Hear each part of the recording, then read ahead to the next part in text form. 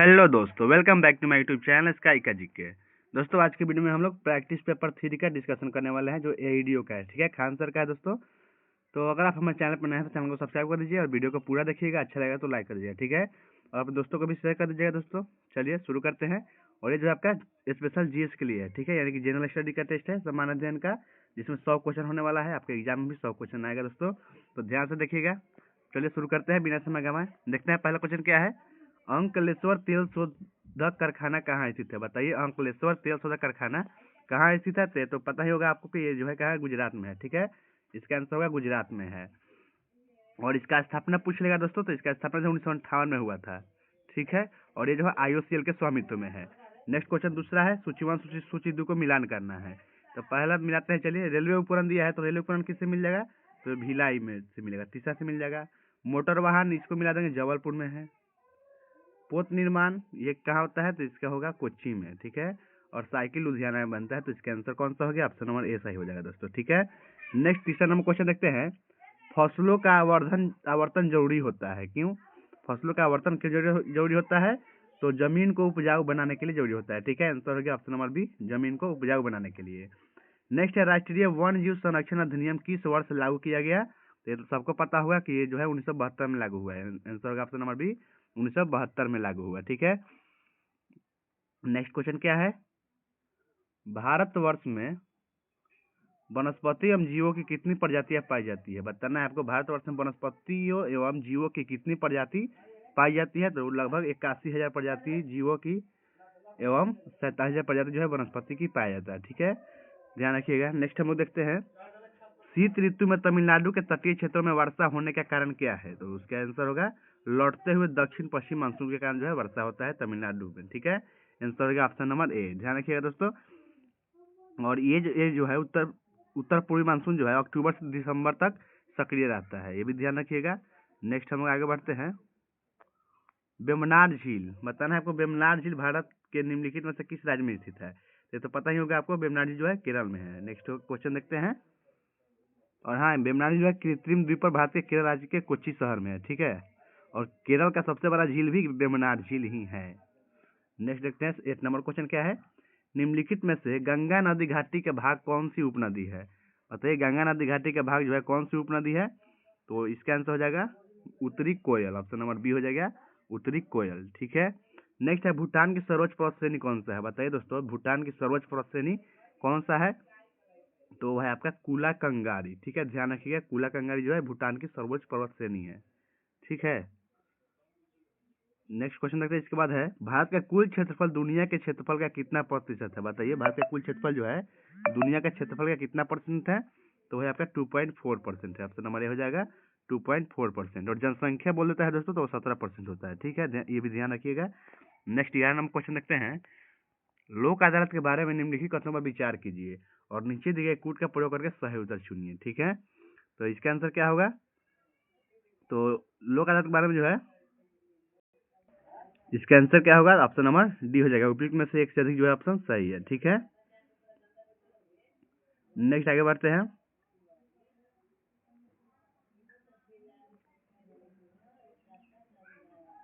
बारह नंबर, जब संवैधानिक संशोधन का विधेयक राष्ट्रपति के पास जाता है तो वह क्या होगा?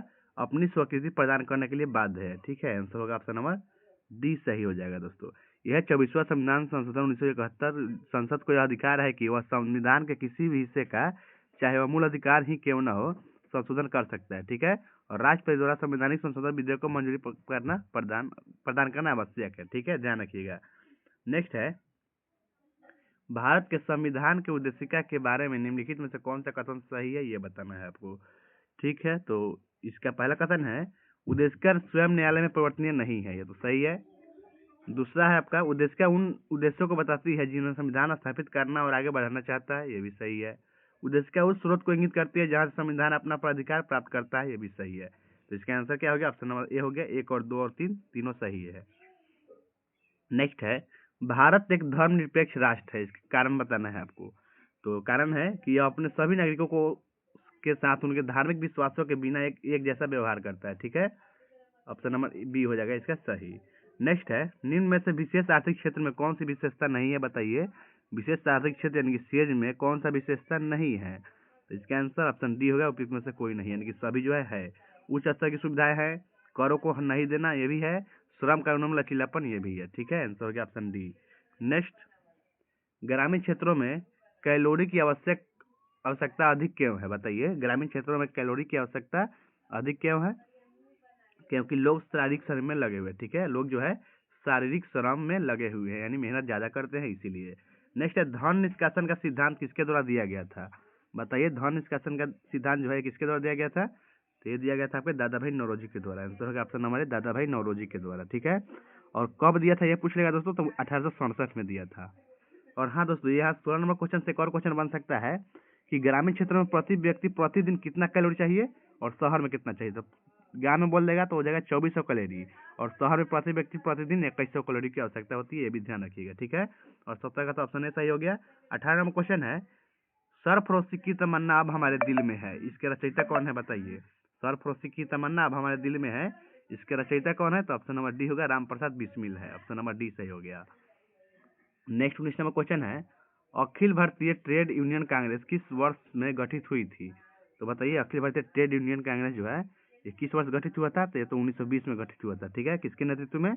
लाला लाजपत राय के नेतृत्व में। ऑप्शन नंबर ए हो गया। नेक्स्ट है, निम्न कथनों में से कौन सा कथन सही है ये बताना है। ठीक है, कूट का प्रयोग करके आपको सही आंसर चुनना है। तो इसका तो इसमें से पहला आंसर सही हो जाएगा, यानी कि कथन 1, 4 और 5 जो है सही है दोस्तों।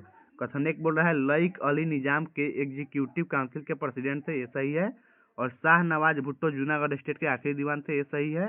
और आपका 5वां सही है, के मुंशी को भारत सरकार ने हैदराबाद में अपने एजेंट के रूप में नियुक्त किया था, ये भी सही है। ठीक है, इसका आंसर ऑप्शन नंबर ए हो गया, ध्यान रखिएगा। नेक्स्ट देखते हैं हम लोग।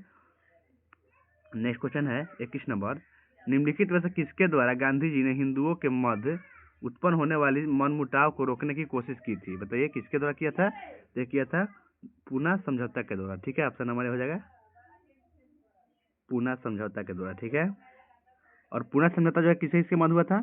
तो ये महात्मा गांधी और भीमराव अम्बेडकर जी के मध्य में हुआ था। ठीक है, 24 सितंबर 1932 को पुणे के यरवादा जेल में हुआ था, ये भी ध्यान रखिएगा, यहाँ से भी क्वेश्चन बन सकता है। ठीक है, नेक्स्ट क्वेश्चन क्या है कि ब्रिटिश शासनकाल में किस कानून के अंतर्गत लोगों की बिना उचित सुनवाई के बंदी बनाने की अनुमति थी? तो इसका आंसर होगा रॉलेट एक्ट के तहत। ठीक है, और ये कब हुआ था? तो ये 19 मार्च 1919 को रॉलेट एक्ट पारित किया गया था, ये भी ध्यान रखिए। नेक्स्ट हम लोग आगे बढ़ते हैं, इसमें से किस काल में स्वदेशी आंदोलन का भारत में उत्थान हुआ? बताइए, स्वदेशी आंदोलन का भारत में उत्थान किस काल में हुआ? तो इसका आंसर होगा बंगाल के विभाजन के विरोध आंदोलन में। ठीक है, ऑप्शन नंबर बी हो जाएगा। नेक्स्ट क्वेश्चन 24 नंबर है, निम्न में से कौन कांग्रेस के कभी अध्यक्ष नहीं बने? बताइए, कांग्रेस के कभी अध्यक्ष जो है कौन नहीं बने थे? तो उससे आपका बाल गंगाधर तिलक आंसर हो जाएगा। ठीक है, ऑप्शन सी हो जाएगा, बाल गंगाधर तिलक जो है कांग्रेस के कभी भी अध्यक्ष नहीं रहे थे। बहुत ही इंपॉर्टेंट क्वेश्चन है दोस्तों, बहुत कंफ्यूजन हो जाता है, तो इसका आंसर ध्यान रखिएगा। और सुरेंद्रनाथ बनर्जी जो है 1895 में बने थे। गोपाल कृष्ण गोखले कब बने थे? 1905 में। और महात्मा गांधी तो जन्म करते 1924 में बने थे। ठीक है, नेक्स्ट हम लोग आगे बढ़ते हैं, किस अंग्रेज सेनाधिकारी ने झांसी की रानी को यह कहते हुए श्रद्धांजलि दी थी कि यहाँ वह औरत सोई हुई है जो विद्रोहियों में एकमात्र मर्द थी? बताइए, ये शब्द जो है ये किसने बोला है? तो इसका आंसर तो आपको भी पता होगा, ह्यू रोज ने बोला था। ऑप्शन नंबर ए हो जाएगा, ह्यू रोज बोला है। ठीक है, नेक्स्ट हम लोग आगे बढ़ते हैं, सर चार्ल्स वुड का डिस्पैच या वुड प्रेसन भारतीय इतिहास में डैश के क्षेत्र में एक मील का पत्थर था? तो ये भी आसान क्वेश्चन है, ये शिक्षा के क्षेत्र में होगा। ठीक है, ऑप्शन नंबर बी होगा, शिक्षा के क्षेत्र में। निम्न में से कौन सा एक राष्ट्रवादी समाचार पत्र नहीं था? बताइए, इनमें से कौन जो है राष्ट्रवादी समाचार पत्र नहीं है? तो इसका आंसर होगा द टाइम्स ऑफ इंडिया नहीं है। ऑप्शन नंबर डी हो गया, the times of India. Next 28 number question देखते हैं, कौन से यूरोपीय देशों ने भौगोलिक खोज प्रारंभ की जिससे अमेरिका, एशिया एवं अफ्रीका का उपनिवेशीकरण प्रारंभ हुआ? तो बताइए दोस्तों, इसका आंसर क्या होगा? तो इसका आंसर होगा पुर्तगाल और स्पेन ने। ठीक है, इसका आंसर क्या हो गया? पुर्तगाल एवं स्पेन। ऑप्शन नंबर ए हो गया दोस्तों। नेक्स्ट हम लोग आगे बढ़ते हैं, इसके बाद 29 नंबर क्वेश्चन बोल रहा है, अरब यात्री अब्दुल रज्जाक भारत में किस राजा के शासनकाल में आया था? तो इसका आंसर क्या होगा? इसका आंसर होगा देवराय द्वितीय के काल में आया था। ऑप्शन नंबर सी हो गया, देवराय द्वितीय के काल में। ठीक है, नेक्स्ट है तबकात अकबरी जिसे कभी कभी अबुल फजल के अकबरनामा से अधिक विश्वसनीय माना जाता है, किसके द्वारा लिखा गया था? बताइए, तबकात अकबरी के लेखक कौन है? तो इसका आंसर होगा Nizamuddin Ahmad, option number A सही होगा, निजामुद्दीन अहमद है। ठीक है, नेक्स्ट है निम्नलिखित में से कौन सा सही है, बताइए चारों ऑप्शन में से कौन सा जो है ऑप्शन सही है। तो आपका ऑप्शन नंबर डी सही है, मुगल साम्राज्य की स्थापना बाबर द्वारा की गई थी। ठीक है, यही जो है सही है। नेक्स्ट है 32 नंबर, इब्न बतूता के बारे में निम्न में से कौन सा कथन सही है, ये बताना है आपको। ठीक है, तो इसका तो आंसर कौन सा हो जाएगा, बताइए, ऑप्शन नंबर डी हो जाएगा, सभी कथन सही है। कथन क्या है, इब्न बतूता मोरक्को से था, सही है। यह मुहम्मद बिन तुगलक के समय भारत आया था, सही है। उसने रेहला लिखा है, ये भी सही है। ठीक है, आंसर ऑप्शन डी हो गया। जिल्ली जिल्ली लाह शब्द का पहली बार प्रयोग किसने किया था, बताइए दोस्तों। जिल्ली लाह शब्द का प्रयोग पहली बार किसने किया, बलबन ने किया, ऑप्शन नंबर सी हो जाएगा, बलबन ने किया है। ठीक है, ये 1266 में किया है, ध्यान रखिएगा। नेक्स्ट हम लोग, सॉरी दोस्तों, बलबन जो है 1266 में सुल्तान बना है। ठीक है, अगला क्वेश्चन देखते हैं 34 नंबर। 34 नंबर क्या क्वेश्चन क्या है, देखिए 34 नंबर प्रश्न बोल रहा है कि किस चोल शासक ने सर्वप्रथम द्रविड़ प्रदेश को विजित किया था। तो इसका आंसर होगा राजराज प्रथम ने, ऑप्शन नंबर ए हो गया। प्राकृतिक प्रकाश ग्रंथ किसने लिखी, बताइए, प्राकृतिक प्रकाश ग्रंथ जो है ये किसने लिखा है। तो इसका आंसर कौन सा होगा, ऑप्शन नंबर सी हो जाएगा, वररुचि ने लिखा है प्राकृतिक प्रकाश। ठीक है, और वररुचि जो है विक्रमादित्य के नवरत्नों में से एक था। ठीक है, ये भी ध्यान रखिएगा। नेक्स्ट है अशोक के प्रस्तर स्तंभ डैश के प्रतीक थे, बताइए। अशोक के प्रस्तर अभिलेख स्तंभ जो है किसका प्रतीक है दोस्तों, तो इसका आंसर होगा प्रशासन का, ऑप्शन नंबर सी हो जाएगा, प्रशासन का। नेक्स्ट है अर्थशास्त्र नामक प्रसिद्ध ग्रंथ किसने लिखा था। तो सबको पता होगा अर्थशास्त्र के लेखक कौन है, कौटिल्य है, ऑप्शन नंबर बी हो गया, कौटिल्य ने लिखा है। ठीक, नेक्स्ट क्वेश्चन देखते हैं 38 नंबर प्रश्न क्या बोल रहा है, यूनानी साहित्य में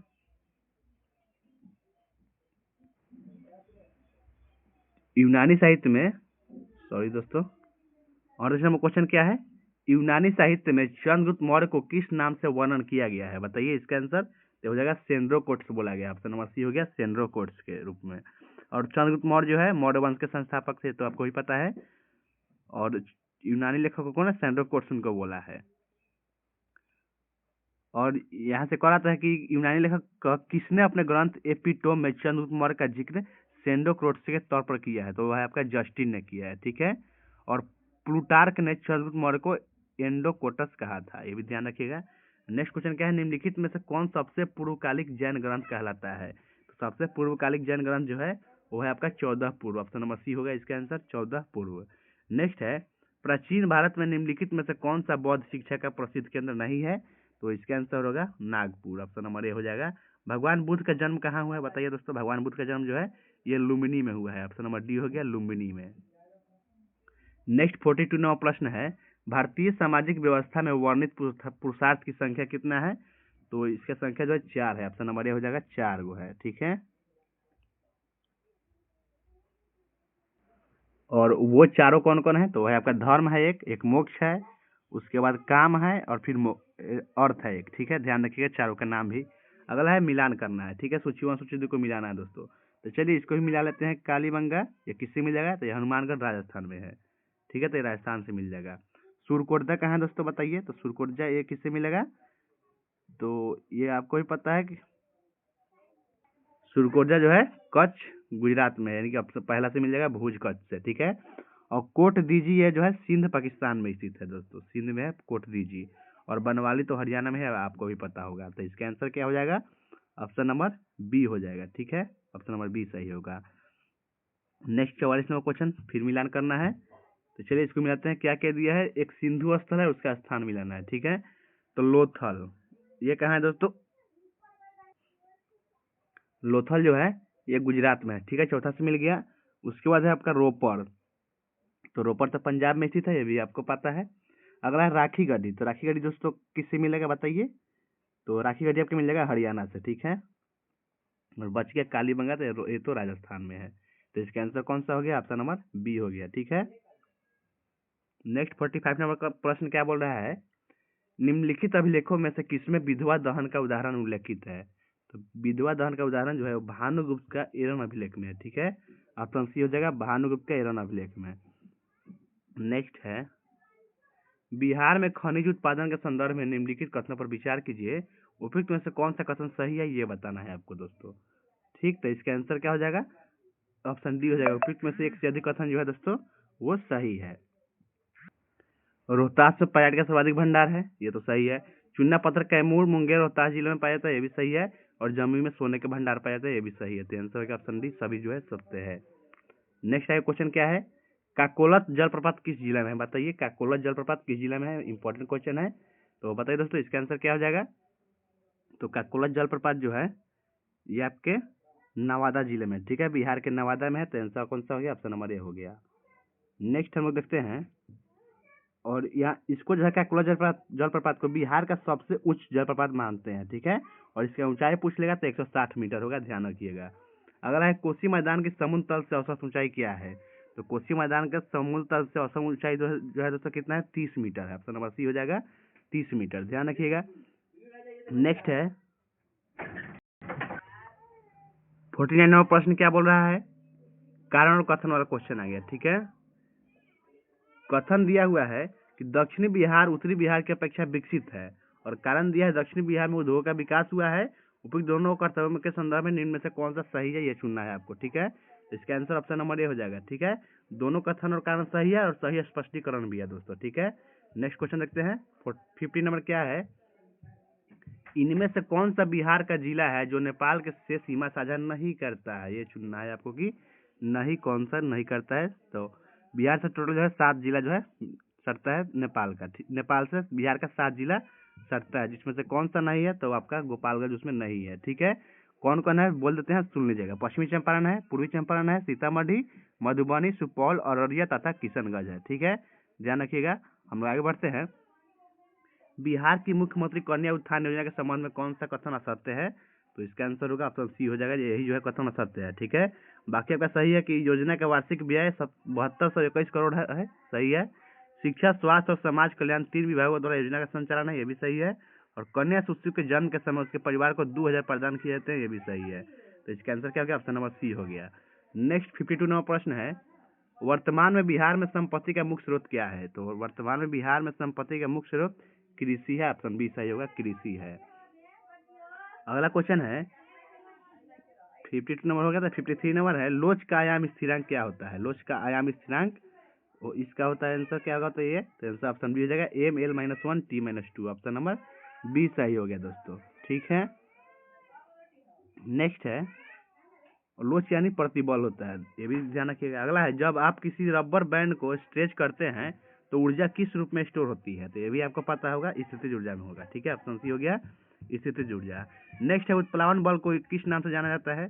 तो उत्प्लावन बल को किस नाम से जानते हैं? इसका आंसर ऑप्शन डी हो जाएगा, उपयुक्त में से कोई नहीं, ठीक है। उत्प्लावन बल को बुयंसी फोर्स भी कहते हैं, ध्यान रखिएगा। नेक्स्ट क्वेश्चन क्या है 56 नंबर, यांत्रिक तरंगों में स्थानांतरण होता है, यांत्रिक तरंगों में स्थानांतरण होता है किसका? तो होगा ऊर्जा का स्थानांतरण होता है, ऑप्शन नंबर ए हो गया।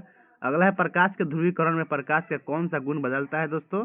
तो ये होगा आपका उपयुक्त में से एक से अधिक, इसका आंसर जाएगा, ठीक है, यानी कि कम, ठीक है। इसका आंसर क्या होगा दोस्तों, ऑप्शन नंबर डी हो गया।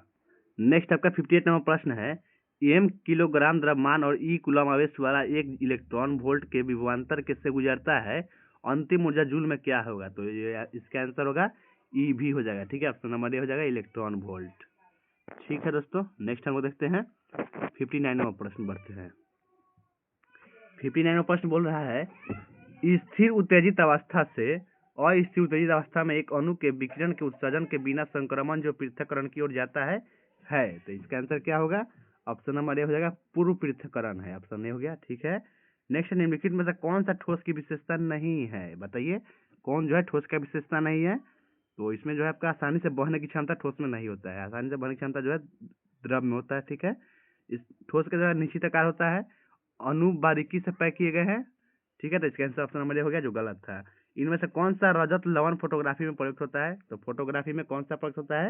ये तो सबको पता है कि कौन सा होगा, ऑप्शन नंबर ए हो जाएगा, एजी क्लोराइड, ठीक है, AgCl, इसका प्रयोग होता है फोटोग्राफी में। नेक्स्ट है, 18 कैरेट सोना में शुद्ध स्वर्ण की प्रतिशत कितनी है? तो 18 कैरेट में जो है टोटल कितना परसेंट सोना होता है बताइए? तो इसमें जो है 75% सोना होता है, ऑप्शन नंबर सी हो गया, 75%। नेक्स्ट है, तांबा सर्वाधिक उपयोग किया जाने वाला चालक है, क्यों है? इसका आंसर होगा क्योंकि इसकी प्रतिरोधकता कम होती है, सही है। इसे पतले तारों में बनाया जा सकता है, सही है। यह चांदी की तुलना में सस्ता होता है, सही है। तो आंसर का ऑप्शन नंबर डी हो गया, उपयुक्त सभी। अगला है अमलगम किस धातु का अयस्क है? तो बहुत आसान क्वेश्चन है, तो ये है आपका पारा का अयस्क है अमलगम, ध्यान रखिएगा। अगला है ऑक्सीकरण में क्या होता है दोस्तों, बताइए ऑक्सीकरण में क्या होता है? तो इसमें जो है इलेक्ट्रॉन की हानि होती है, ऑप्शन डी हो जाएगा, इलेक्ट्रॉन की हानि होती है। नेक्स्ट हम लोग देखते हैं साबुन बनाने की प्रक्रिया का नाम क्या है दोस्तों, बताइए साबुन बनाने की प्रक्रिया का नाम क्या है? उसका नाम है सैपोनिफिकेशन, ऑप्शन नंबर ए हो जाएगा, सैपोनिफिकेशन नाम है, ठीक है। नेक्स्ट है कोशिका का रसोई घर किसे कहा जाता है? तो आपको पता होगा, कोशिका का रसोई घर ये किसको बोलेंगे? क्लोरोप्लास्ट या हरित लौह को बोलते हैं, ऑप्शन नंबर सी हो जाएगा, ठीक है। ऑप्शन के हिसाब से आंसर गया है। अगला डीएनए का पूरा नाम बताइए क्या होगा दोस्तों? तो डीएनए का पूरा नाम होता है deoxy ribonucleic acid, option number ए हो जाएगा, डीऑक्सी राइबोन्यूक्लिक एसिड। नेक्स्ट है जीवों में अत्यधिक विविधता का कारण क्या है? तो जीवों में अत्यधिक विविधता का कारण उत्परिवर्तन है, ऑप्शन नंबर सी हो जाएगा, उत्परिवर्तन है। नेक्स्ट 17 नंबर क्वेश्चन बोल रहा है किस फाइलम के प्राणियों में फ्लेम कोशिकाएं उत्सर्जित का कार्य करती है? तो इसका आंसर होगा प्लेटीहेल्मिन्थीज में, ऑप्शन नंबर सी हो जाएगा, ठीक है। पक्षियों में तेल अथवा ग्रीन प्रीन ग्रंथि किस नाम भाग में होती है? तो ये होता है आपका पूंछ के आधार के भाग में, ठीक है, ऑप्शन सी हो जाएगा। नेक्स्ट है रेशम कीट पालन से संबंधित पौधा कौन सा है? तो इसका आंसर होगा ऑप्शन सी, इसका भी हो जाएगा, मॉलबरी पौधा जो है रेशम कीट से संबंधित है। नेक्स्ट क्वेश्चन क्या है 73 नंबर, प्रतिवर्ती क्रिया का नियंत्रण केंद्र स्थित होता है किसमें? स्पाइनल कॉर्ड में होता है, ऑप्शन नंबर सी हो जाएगा, स्पाइनल कॉर्ड में होता है। नेक्स्ट 74 नंबर प्रश्न बोल रहा है कौन सा अंग पाचित भोजन में विषालु पदार्थों का अवशोषण करता है दोस्तों? तो इसका आंसर होगा ऑप्शन नंबर डी, यानी कि लीवर जो करता है, ऑप्शन नंबर डी हो गया। नेक्स्ट है ग्लूकोज का सूत्र क्या है? बताइए ग्लूकोज का सूत्र क्या होता है? इसका सूत्र होता है C6H12O6, ऑप्शन नंबर सी हो गया, C6H12O6। नेक्स्ट क्वेश्चन 76 नंबर प्रश्न है निम्नलिखित जैव रासायनिक विधि का उपयोग करके पोषण मूल्यांकन की एक विधि नहीं है, कौन सा इसमें से? तो होगा रक्तचाप जो है नहीं है, ऑप्शन सी हो गया। अगला है मानव शरीर की मांसपेशियों के बारे में निम्नलिखित में से कौन सा कथन गलत है, बताइए। तो इसमें से आपका जो है ऑप्शन सी हो जाएगा इसका आंसर, यानी कि मांसपेशियों केवल हड्डी को धक्का दे सकता है, यही कथन गलत है। बाकी तीनों सही है, मांसपेशियां जोड़े में काम करती है, सिकुड़ने और मांसपेशियां छोटी सख्त और मोटी हो जाती है, ठीक है, ये दोनों सही है, ऑप्शन सी जो है गलत है। नेक्स्ट 78 नंबर प्रश्न है अधिकतर एंजाइम क्या होता है? तो अधिकतर एंजाइम जो है ये प्रोटीन होता है, ध्यान रखिएगा प्रोटीन होता है, तो आपको भी पता होगा। अगला है एनसैड दर्द निवारक की एक श्रृंखला में आई इसके लिए जाता है, तो आई किसके लिए आता है? तो आई का मतलब होता है इन्फ्लेमेटरी, ऑप्शन नंबर सी हो गया, इन्फ्लेमेटरी। नेक्स्ट है मियादी बुखार यानी कि टाइफाइड में शरीर का मुख्य रूप से प्रभावित होने वाला अंग कौन सा है दोस्तों, बताइए। तो उसमें जो है इसका आंसर उपयुक्त में से सॉरी आंत में प्रभावित होता है। टाइफाइड में क्या प्रभावित होता है दोस्तों? ऑप्शन नंबर डी होगा, आंत प्रभावित होता है टाइफाइड से, ठीक है। 81 नंबर प्रश्न क्या है परिदल किस कुल के पुष्प में पाए जाते हैं? परिदल जो है किस कुल के पुष्प में पाए जाते हैं, बताइए इसका आंसर। तो होगा आपके लिलियेसी में पाया जाता है, ऑप्शन नंबर सी हो गया, लिलियेसी में। नेक्स्ट है जलीय वनस्पति कौन सी है, बताइए इस चारों ऑप्शन में से कौन सा जो है वो जलीय वनस्पति है? तो ऑप्शन डी हो जाएगा, कमल जो है जलीय वनस्पति है, ठीक है, कमल। नेक्स्ट देखते हैं, और जलीय वनस्पति को हाइड्रोफाइट्स बोलते हैं दोस्तों, याद रखिएगा।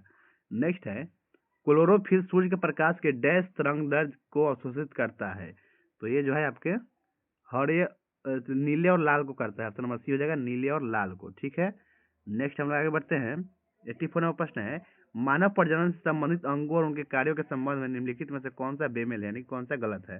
तो इसका आंसर होगा ऑप्शन नंबर ए हो जाएगा, ठीक है, यही गलत है। बाकी तीनों सही है। पौरुष ग्रंथि वीर्य के लिए द्रव प्रदान करती है, डिम्ब वाहिनी निषेचन के लिए स्थान प्रदान करती है, गर्भाशय गिरिया भ्रूण के लिए एक छेद, ऑप्शन नंबर ये हो गया, जो गलत है यही आंसर हो जाएगा, ठीक है। नेक्स्ट है मिलान करने वाला आ गया, चलिए मिलाते हैं कपड़ा और उत्पत्ति मिलाना है आपको। लिनेन ये किससे होता है? तो लिनेन जो है ये प्राप्त होता है आपके सन के पौधा से, ऑप्शन नंबर दूसरा से मिल जाएगा, सन के पौधा से लिनेन प्राप्त होता है। नेक्स्ट है जट्टा या कोयर, तो कोयर जो है नारियल के पौधा से प्राप्त होता है, पहला से मिला दिए इसको। नेक्स्ट है आपका मोहायर, ये किससे? तो अंगोरा बकरी से मोहायर प्राप्त होता है, और डाउन जो है बत्तख और गीज के पंख से प्राप्त होता है, तो इसका आंसर ऑप्शन सी हो गया। नेक्स्ट हम लोग 86 नंबर प्रश्न पढ़ते हैं फंगाई में भोज्य पदार्थ संग्रहित होता है किस रूप में, बताइए। ये होता है आपके ग्लाइकोजन के रूप में, ऑप्शन नंबर सी हो जाएगा, ग्लाइकोजन के रूप में होता है। फंगाई मतलब क्या होता है? कवक, ठीक है। नेक्स्ट है 23 मई 2025 को माउंट एवरेस्ट पर सफल चढ़ाई करने वाली संयुक्त राष्ट्रीय पर्वतारोहण टीम में भारत के किस प्रमुख पर्वतारोहण संस्थानों के प्रशिक्षक शामिल थे? तो इसका आंसर क्या होगा? तो इसका आंसर तो ऑप्शन नंबर सी हो जाएगा। देखते हैं क्या है ऑप्शन नंबर सी में। तो हो जाएगा आपका जवाहर पर्वतारोहण एवं शीतकालीन खेल संस्थान, नेहरू पर्वतारोहण संस्थान और हिमालयन पर्वतारोहण संस्थान, यही शामिल था। ऑप्शन सी हो गया। नेक्स्ट है, भारत द्वारा हाल ही में घोषित अगली पीढ़ी का 2 सीटर इलेक्ट्रिक ट्रेनर विमान कौन सा है? बताइए दोस्तों इसका आंसर। तो वह है आपका ई हंसा है। ऑप्शन नंबर सी हो जाएगा। नेक्स्ट 89वां प्रश्न, आर्थिक मामलों की कैबिनेट समिति द्वारा 28 मई 2025 को स्वीकृति रेलवे परियोजनाएं किन राज्यों से होकर गुजरती है? हो जाएगा मध्य प्रदेश और महाराष्ट्र से होकर। ऑप्शन नंबर सी हो गया। अब 99वां प्रश्न देखते हैं, भारत में 10 लाख नागरिकों को निःशुल्क एआई प्रशिक्षण देने की पहल में प्राथमिकता किसे दी जाएगी? तो प्राथमिकता जो है जो ग्राम स्तरीय उद्यमियों को दिया जाएगा। ऑप्शन नंबर सी हो गया, ग्राम स्तरीय उद्यमियों को। ठीक है। 91वां प्रश्न देखते हैं, असम के मुख्यमंत्री ने भारत के पहले एक्वा टेक पार्क का उद्घाटन कहाँ किया है? तो ये किया है आपके सोनापुर गुवाहाटी के पास। ठीक है, सोनापुर जो है गुवाहाटी के पास, वहाँ पे किया है। नेक्स्ट 92वां प्रश्न है, केरल सरकार द्वारा शुरू की गई ज्योति योजना का मुख्य लक्ष्य क्या है? तो ज्योति योजना का मुख्य लक्ष्य जो है वह प्रवासी बच्चों को राज्य की शिक्षा प्रणाली और आंगनबाड़ियों में शामिल करना, यानी कि आंसर होगा ऑप्शन नंबर बी। ये भी ध्यान रखिएगा, ज्योति योजना जो है केरल सरकार द्वारा शुरू किया गया है। नेक्स्ट 93वां प्रश्न है, भारत सरकार द्वारा हाल ही में अनुमोदित संशोधित शक्ति नीति का मुख्य उद्देश्य क्या है? तो इसका मुख्य उद्देश्य है थर्मल पावर उत्पादकों के लिए कोयला लीकिंग प्रक्रिया को सरल बनाना है। आंसर हो गया ऑप्शन नंबर बी हो गया। नेक्स्ट है, केंद्र सरकार ने डीआरडीओ के अध्यक्ष डॉक्टर समीर भी कामत को कितने वर्ष का दूसरा सेवा विस्तार किया है? तो आपको ही पता होगा, 1 वर्ष का। ऑप्शन नंबर बी हो जाएगा, 1 वर्ष का। ठीक है। और डीआरडीओ के अध्यक्ष कौन है? याद रखिएगा, समीर भी कामत है। नेक्स्ट है, मेघालय के जोवाई शहर में किस आदिवासी समुदाय द्वारा पारंपरिक बेदही नखलम महोत्सव मनाया गया? तो ये मनाया गया है आपके नैरोबी 95 नंबर का ऑप्शन सी होगा, पनार के द्वारा। ऑप्शन नंबर सी हो गया, पनार। ठीक है, ये एक आदिवासी समुदाय है, इसके द्वारा मनाया गया है बेदही नखलम महोत्सव। नेक्स्ट 96 नंबर प्रश्न क्या कह रहा है, M23 विद्रोही समूह और कांगो सरकार के बीच सिद्धांत घोषणा पत्र पर समझौता किस शहर में हुआ है? तो ये हुआ है आपके दोहा, कतर में। ऑप्शन नंबर बी हो जाएगा, दोहा, कतर में। ठीक है। नेक्स्ट क्या है आपका 97वां प्रश्न है, एशिया प्रशांत आर्थिक सहयोग एपेक की अक्टूबर 2025 में होने वाली आगामी बैठक कहाँ प्रस्तावित है? तो ये बैठक होगा आपके ग्योंगजू, दक्षिण कोरिया में। ऑप्शन नंबर सी हो जाएगा, ग्योंगजू, दक्षिण कोरिया में। ठीक। और एपेक की स्थापना कब हुआ था? 1989 में हुआ था, याद रखिएगा। नेक्स्ट है 98वां प्रश्न। 98वां प्रश्न बोल रहा है कि अप्रैल 2025 में पटना के पास किस स्थान पर लॉजिस्टिक पार्क की आधारशिला रखी गई, जिसका उद्देश्य राज्य के निर्यात और व्यापार को सुगम बनाना है? तो बताइए इसे कहाँ किया गया है? तो यहाँ पे किया गया है फतुहा में। ऑप्शन नंबर बी हो जाएगा, फतुहा में। नेक्स्ट है, बिहार औद्योगिक क्षेत्र विकास प्राधिकरण ने किस जिले में राज्य के पहले फार्मा और सर्जिकल पार्क की स्थापना को मंजूरी दिया है? तो ये दिया है आपके मुजफ्फरपुर जिला में। ऑप्शन नंबर बी हो गया, मुजफ्फरपुर जिला में। आज के सेट का अंतिम प्रश्न क्या है, 5 जून 2025 को विश्व पर्यावरण दिवस के अवसर पर बिहार के मुख्यमंत्री ने किस महत्वाकांक्षी परियोजना का शुभारंभ किया है? तो इसका हो जाएगा शहरी वानिकी मिशन का शुभारंभ हुआ है। ऑप्शन नंबर बी हो गया। ठीक है। तो थैंक यू दोस्तों, आज का वीडियो समाप्त होता है। अगर आपको ये वीडियो अच्छा लगा है तो लाइक कर दीजिए, अपने दोस्तों में शेयर कर दीजिए। अगर आप हमारे चैनल पर नए हैं तो चैनल को सब्सक्राइब कर दीजिएगा। और कमेंट खुला हुआ है, आप कुछ भी बोल सकते हैं, पूछ सकते हैं। ठीक है, मिलते हैं नेक्स्ट वीडियो में, तब तक के लिए टाटा बाय बाय मित्रों।